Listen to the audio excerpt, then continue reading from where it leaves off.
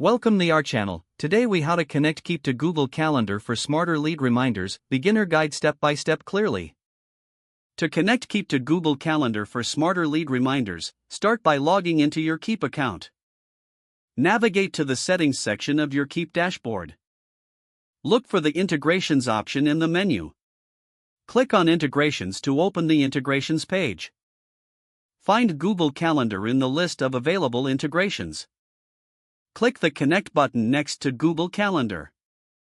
Follow the prompts to sign in to your Google account. Allow permission for Keap to access your Google Calendar. Once connected, you'll see options for syncing events. Select the type of events you wish to sync with Google Calendar. You can choose specific events like appointments or tasks. Customize your preferences for reminders and notifications. Save your changes to secure the connection. Test the integration by creating a new lead in Keap. Check your Google Calendar to see if the event appears.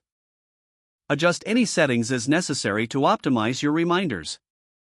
Regularly review your integrations to ensure everything works smoothly. Congratulations, you've successfully connected Keap to Google Calendar. If the page does not load, refresh the browser or try again in a private or incognito window. Make sure you are using the correct email address, then retype it carefully to avoid small typos. If your password is not accepted, use the reset option and create a new strong password you can remember. Check your spam folder for verification or security emails, then complete any requested. Enable two-factor authentication if available to improve account security and reduce unauthorized access risk. After signing in, review your profile details so your contact information and settings are accurate and current.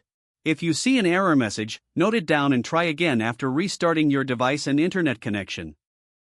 Log out when you finish, especially on shared devices, to keep your account and payment information secure.